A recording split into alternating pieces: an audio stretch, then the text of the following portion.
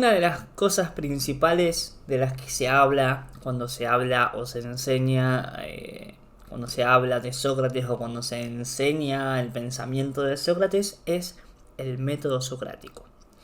El método socrático tiene dos partes, una es la refutación y otra es la mayéutica. En esta parte, la parte 5 del libro de Carpio, del capítulo 4 del libro del libro... Ay, bueno, me marqué. En esta parte que vamos a hablar ahora, Carpio explica lo que es la refutación, o sea, la primera parte del método socrático. Dice Carpio, la filosofía la ejercita Sócrates con aquellos a quienes somete a examen. O sea, el filosofar de Sócrates es co-filosofar. Filosofar de a dos. O sea, filosofar en diálogo, dialogando. El filosofar socrático no es la faena de un hombre que más o menos solitario o aislado del mundo escriba en su gabinete de trabajo páginas y más páginas conteniendo sus doctrinas. Por ejemplo, Descartes en el discurso del método dice: yo estando acá junto a la estufa, encerrado en mi habitación, me pongo a pensar sobre el mundo y la realidad y me pregunto si existo, si no existo, etc. No, sino que el filosofar de Sócrates como verbo, como acción, se da en el diálogo. Por el contrario, dice Carpio, Sócrates filosofa conversando con los demás, mediante el diálogo, como especial organización de preguntas y respuestas convenientemente orientadas y en el que consiste el método socrático. Por lo tanto, habrá que explicar en qué consiste lo propio de este método y qué fines persigue. Lo primero que dice Carpio sobre el método socrático es que hay que llamar la atención sobre una característica general del método, o mejor sobre el tono. ¿Cuál es el tono que utiliza Sócrates en el método socrático? Que es al propio tiempo un rasgo distintivo de la personalidad de Sócrates, la ironía. Para Sócrates, la ironía que usa en su método es lo que Carpio dice que significa, eironeia en griego significaba disimulo. Y en el contexto socrático, digamos, cuando se dice que Sócrates usaba el tono de la ironía en su método socrático, lo que él hacía era interrogar a los demás fingiendo ignorancia. Por ejemplo, Alaques le va a decir, eso es un ejemplo que cita Carpio, en el que yo no me voy a detener, les adelanto, pero se los comento. Sócrates le dice a Alaques, vos sos un militar muy reconocido en el ejército, tenés una trayectoria de un montón de batallas importantes, tenés que saber lo que es la valentía, estuviste un montón de veces en el campo de batalla. Entonces Sócrates dice, yo no sé lo que es la valentía. Obviamente Sócrates tiene en su cabeza alguna idea sobre la valentía. Y Laques le dice, sí, obviamente Sócrates, yo sé lo que es la valentía porque estuve en el campo de batalla, bla, bla, bla, bla. Bien. Entonces, esto es importante. El tono que utiliza Sócrates con su método socrático es la ironía. Interrogar al otro fingiendo ignorancia. Y después, dice Carpio, el método tiene dos momentos. El primero, que es un momento negativo, que es la refutación. Y el segundo es un momento positivo, que es la mayéutica. La refutación, dice Carpio, consiste en mostrar al interrogado mediante una serie de hábiles preguntas que las opiniones que cree verdadera son en realidad falsas, contradictorias, incapaces de resistir al examen de la razón. Entonces, la refutación socrática es justamente refutar, o sea, contradecir las verdades que el otro cree saber. Es mostrarle al otro que en realidad no sabe lo que dice saber. Sigo leyendo. Sócrates se dirige, por ejemplo, a un general pidiéndole que le diga qué es la valentía. O se dirige a un pedagogo preguntándole qué es la virtud, hacia la cual toda la educación debería orientarse. O también le pregunta a un político qué es la justicia, porque la política debería empeñarse por realizar la justicia. Sócrates mismo no responde a estas preguntas, arguyendo que ignora las respuestas. Ahí está el tono, ¿no? Esto de, no, yo no sé lo que es la justicia, decime vos que sos un político y que se supone que vas a generar la justicia en nuestra ciudad. Los interrogados, la gente que es interrogada por Sócrates, dice Carpio, creen ingenuamente saber lo que se les pregunta. Si a vos te preguntan qué es la justicia, y la justicia es que esté todo en orden y que los que cometen delitos vayan presos, etcétera, ¿no? Uno tiene siempre una idea de lo que son estos conceptos, qué es lo bueno, y lo bueno es realizar acciones que mejoren la vida de los ciudadanos que tenemos cerca. Entonces, si yo le respondo eso a Sócrates, por ejemplo, Sócrates me diría, bueno, sí, pero ¿qué pasa con los ciudadanos que tenemos lejos? Por ejemplo. Entonces, ahí empieza una especie de danza de preguntas y respuestas en la que Sócrates, a través de su método, va orientando al interlocutor, al interrogado, hacia que yo, por ejemplo, que le dije, sí, ser bueno es hacer acciones que favorezcan a los que tengo cerca, me doy cuenta de que en realidad no sé lo que es ser bueno. Y entonces yo quedo como, ok, entonces no tengo idea de lo que es ser bueno. Y eso es la refutación. Sigo leyendo un poco más. Los interrogados creen ingenuamente saber lo que se les pregunta. Como por los demás, todos creemos ingenuamente saberlo. Esto es lo que les dije recién. Pero el interrogatorio al que Sócrates los somete pone en evidencia que se trata de un falso saber, en el que el momento en el que ellos se hacen manifiesto, Sócrates los ha refutado. Así era este muchacho del que estamos hablando. Qué guacho. Bueno, entonces cuenta Carpio que en el Laques Sócrates le pregunta a Laques, que era este general, ¿qué es la valentía? Cosa que un militar seguramente habrá de saber. Y Laques le responde, por Zeus, Sócrates, no es difícil decirlo. Si alguien queda en su puesto y enfrenta al enemigo y no huye, sabe que es valiente. O sea, ¿qué es la valentía? Para Laques, cuando viene el enemigo, quedarte en tu puesto y poder bancarte lo que te venga cuando el enemigo te ataca, ¿no? Sigue diciendo Carpio.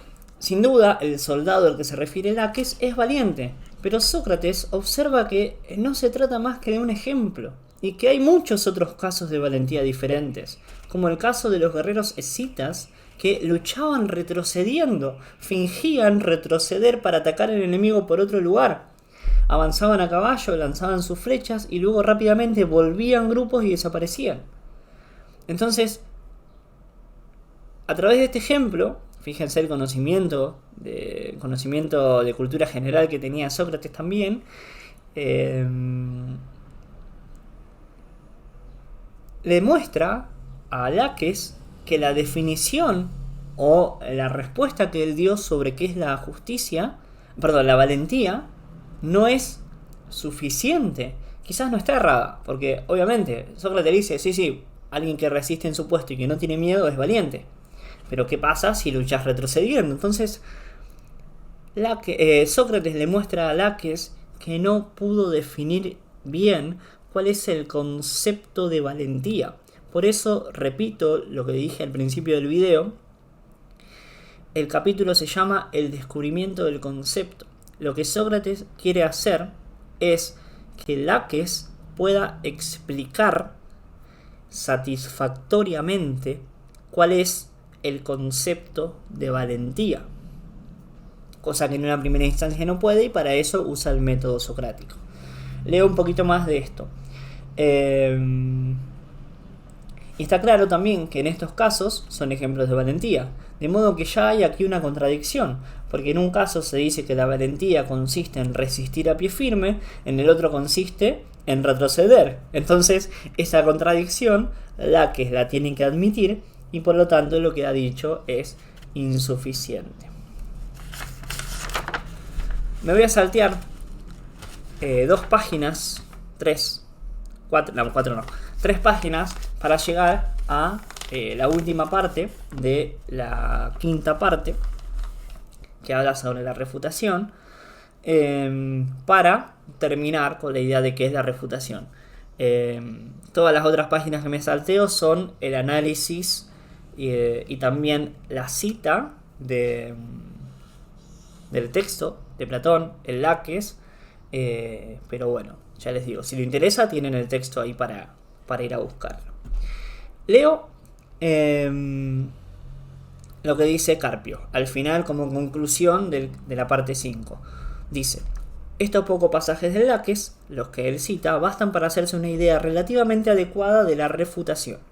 La refutación, esto es importante, la refutación se produce en cuanto el análisis muestra que las consecuencias de la tesis o definición inicialmente aceptada son absurdas o contradicen el punto de partida.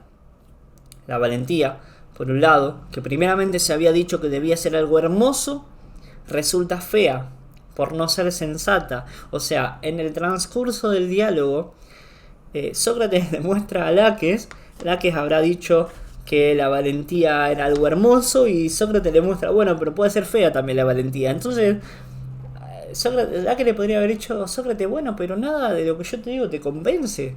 Y no, a Sócrates nada lo convencía. Es más, en los diálogos escritos por Platón, que se supone que intentan retratar realmente sucesos o diálogos socráticos, nunca se llega a una conclusión. En cambio, los diálogos platónicos de madurez y de vejez, hay una propuesta platónica sobre algunos conceptos. Esa sería como la diferencia también entre Sócrates y Platón, por ejemplo. Como que Sócrates siempre dejaba abierto, siempre decía, bueno, estamos a punto de llegar a la definición de valentía, pero mejor no, vayamos a caminar un rato, me tengo que ir a comer a mi casa, como que siempre terminan así los diálogos como con un final abierto, podemos decir. Sigo leyendo.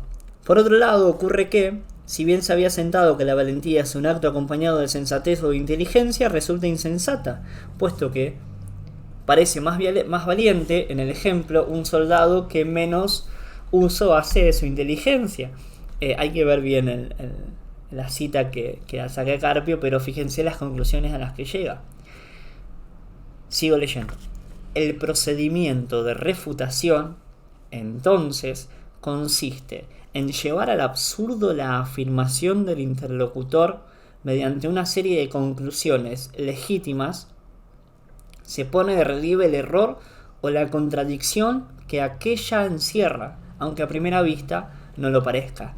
La inteligencia, la capacidad discursiva de análisis que tenía que tener Sócrates para hacer esto espontáneamente debe haber sido prácticamente casi única en el mundo y en la historia. Sócrates no comienza negando la tesis propuesta, sino admitiéndola provisionalmente, pero luego, mediante hábiles preguntas, lleva a su interlocutor a desarrollarla, a sacar sus consecuencias, lo arrastra de conclusión en conclusión hasta que se manifiesta la insostenibilidad del punto de partida, puesto que se desemboca en el absurdo o en la contradicción. A mí cambio a penitas de tema, me apasiona y me llama mucho la atención la capacidad que tienen los jóvenes que hacen, o no, algunos no tan jóvenes, que hacen freestyle, que hacen batallas de rap. La velocidad mental que tienen que tener para poder articular discursos más o menos coherentes, hay algunos que son más coherentes que otros, algunos hasta filosóficos y potentísimos. En mi otro canal, se llama Profe Lautaro, el otro canal, tengo algunos análisis de eso, logran cosas muy copadas. Entonces pienso en eso, la capacidad mental, la velocidad mental que tienen que tener, cosa que yo no tengo ni a palo, pero bueno, me parece interesante. Y Sócrates hubiera sido, a veces le digo a mis alumnos que Sócrates hubiera sido un gran freestyler, un buen rapero, un buen batallador de batallas de rap. Pero bueno, la refutación del método socrático también podía servir como catarsis. Servía como catarsis. Vamos a ver eso ahora en la parte 6 de este capítulo.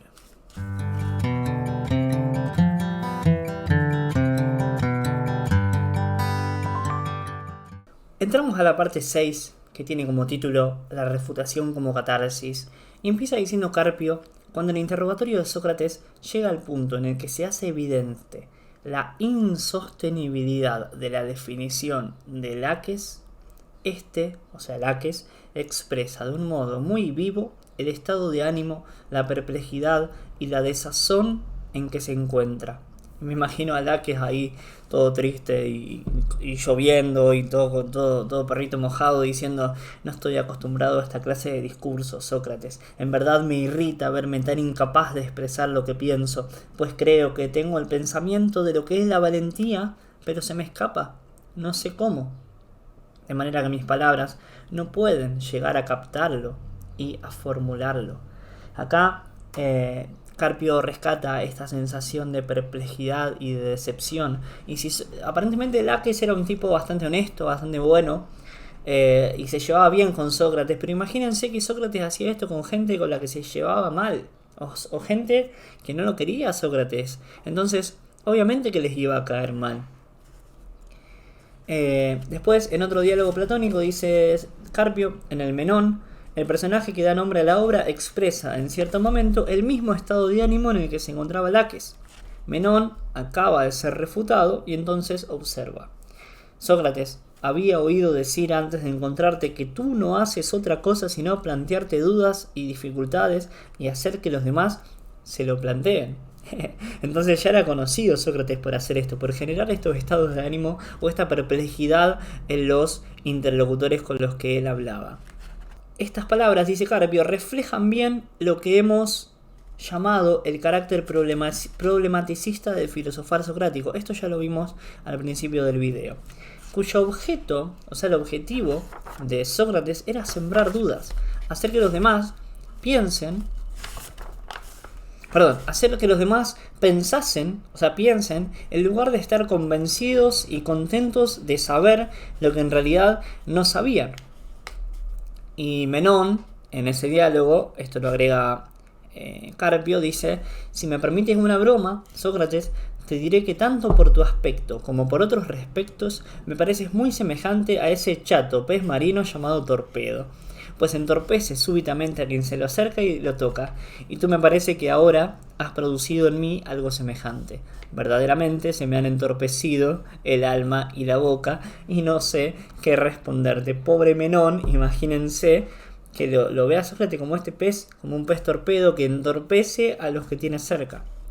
Dice Carpio al respecto: tal como Menón lo dice de manera tan plástica, la refutación socrática termina por turbar el ánimo del interrogado, que creía saber y estaba muy satisfecho de sí mismo y de su pretendida ciencia, hasta dejarlo en una situación de la cual ya no sabe qué hacer, en que no puede ni siquiera opinar, pues se encuentra como paralizado mentalmente.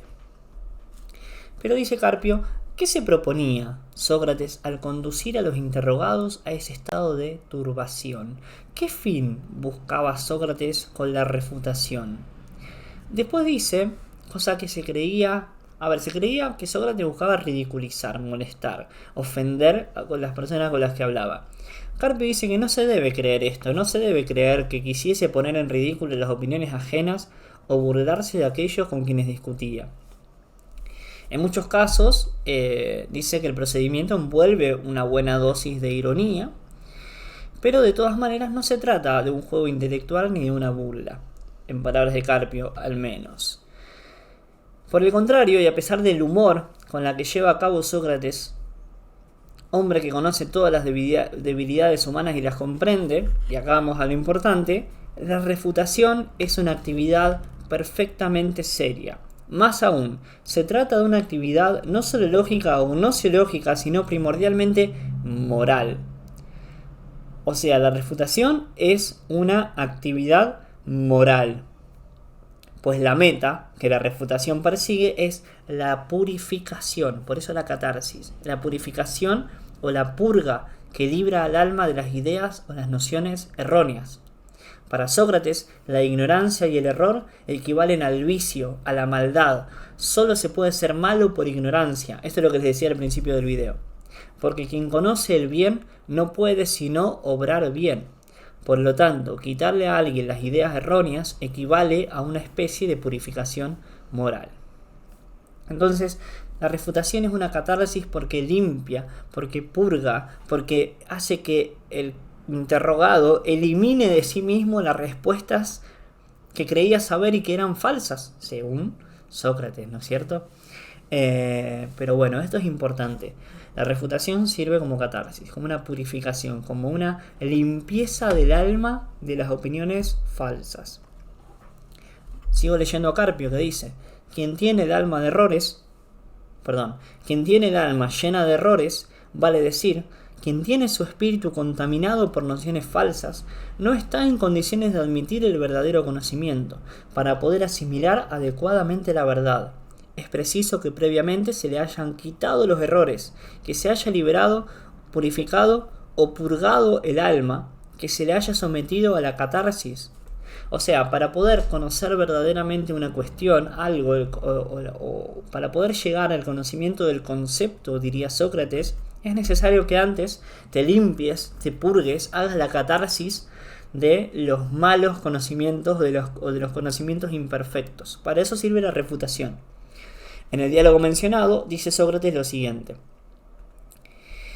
en el Sofista: en efecto, los que purgan a los interrogados, es decir, los filósofos, están de acuerdo con los médicos del cuerpo en que éste no puede obtener provecho ninguno del alimento que ingiere hasta que no haya eliminado todos los obstáculos internos. La refutación sirve para hacer que el interrogado elimine los obstáculos internos que le impiden conocer la verdad, que le impiden continuar ese camino hacia el conocimiento del concepto.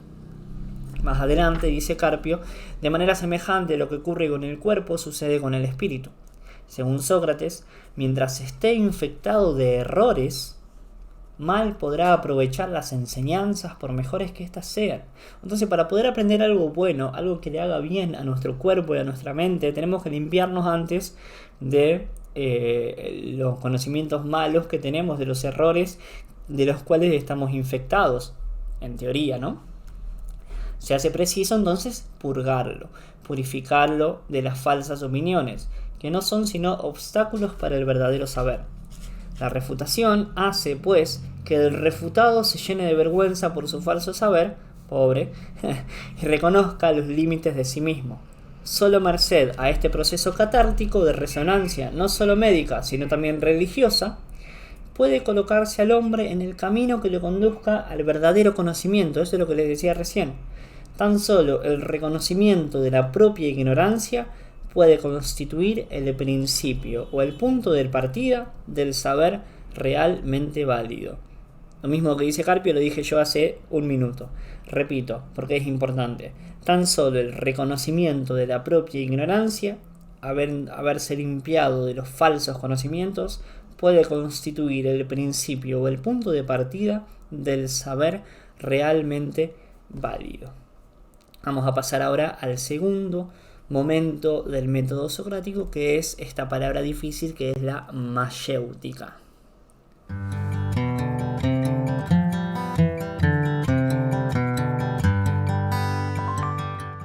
Antes de hablar sobre qué es la mayéutica, vamos a tener que definirla o compararla con la actividad a la que hace referencia. La mayéutica es el arte de partear, el arte de dar a luz, de ayudar a dar a luz a nuevas personas. En el Teeteto, un libro de Platón, en el que obviamente Sócrates es protagonista, Sócrates recuerda que su madre, Fenareta, era partera, y Sócrates dice que él se ocupa también del arte obstétrico. Él decía: yo soy como mi mamá. Solo que el arte de Sócrates se ocupa de hombres, machismo alert, y no a las mujeres, y se relaciona con sus almas y no con sus cuerpos. Porque así como la comadrona ayuda a dar a luz, pero ella misma no da luz, del mismo modo, el arte de Sócrates consiste no en proporcionar el mismo conocimientos, sino en ayudar al alma de los interrogados a dar a luz los conocimientos de que están grávidas. En resumen, la mayéutica es el arte de ayudar a dar a luz nuevos conocimientos. Sócrates, una vez que hizo el proceso de refutación con el interrogado y le mostró al otro que lo que decía saber en realidad no era un conocimiento válido, lo ayuda a través de preguntas también a que pueda dar a luz sus propios conocimientos. Leo a Carpio, dice: insiste Sócrates de continuo en que toda su labor consiste en solo ayudar o guiar. Por eso me parece interesante esta figura del maestro, no como el que le deposita conocimientos a los demás, sino el que guía, el que acompaña al discípulo. O sea, la labor de Sócrates consiste en ayudar o guiar al discípulo y no en transmitirle información. Leo un poco más adelante. Dice Carpio: la verdadera ciencia, entonces, el conocimiento en el sentido superior de la palabra, es el saber que cada uno encuentra por sí mismo, de manera tal que al maestro no le corresponde otra tarea sino la de servir de guía al discípulo. Esto es lo que les decía. El verdadero saber no se aprende en los libros ni se impone desde afuera, sino que representa un hallazgo eminentemente personal. Por eso es por lo que se suelen llamarse, por eso, siguiendo las huellas de su maestro, los diálogos de Platón no terminan. Los socráticos, esto es lo que te decía recién, no terminan propiamente como ocurre, por ejemplo, con el Laques. Ahí se plantea el problema de qué es la valentía, pero esa pregunta no se responde. Esto es lo que les decía hace un rato. Se discuten y se critican distintas soluciones posibles, pero por último el diálogo concluye, los interlocutores se despiden y parece que no se ha llegado a nada, porque la definición buscada no se ha hallado. Pero es que esta no interesaba tanto como más bien lograr que el lector pensase por su cuenta. O sea, a Sócrates lo que le interesaba era ese proceso de búsqueda del concepto, no tanto dar con el concepto, porque capaz que si alguien venía y le traía un concepto ya cerrado y definido, Sócrates le hubiera hecho preguntas igual, hubiera tratado de refutarlo igual. Después dice: así como la refutación ha liberado al alma de todos los falsos conocimientos, esto sería como el resumen del método socrático, la mayéutica trata de que el propio interrogado, guiado por Sócrates, encuentre la respuesta en su propio interior, podemos decir. Al final, el último parrafito me parece interesante. Carpio dice: es posible pensar que Sócrates no se comporte tan pasivamente como afirma hacerlo. O sea, pone acá un ojo, que Sócrates no era tan pasivo como dice. Pero de todos modos, lo que interesa es notar que sus preguntas o sus incitaciones ponen en marcha la actividad del pensamiento del discípulo. Esto es clave para todo profe de filosofía. No depositarle ideas en nuestros alumnos, sino poner en marcha la actividad del pensamiento. Generar motivos o situaciones o diálogos en las que el alumno o el discípulo pueda pensar por sí mismo, de tal manera que el interrogado emprende efectivamente la tarea de conocer, de usar la razón, y esto es lo primordial. Enseñar, en el sentido superior y último de la palabra, no puede consistir en inculcar conocimientos ya listos en el espíritu de quien simplemente los recibiría. Venimos hablando todo el tiempo de esto, ¿no? Conocer no es tener un montón de conocimientos en nuestra cabeza,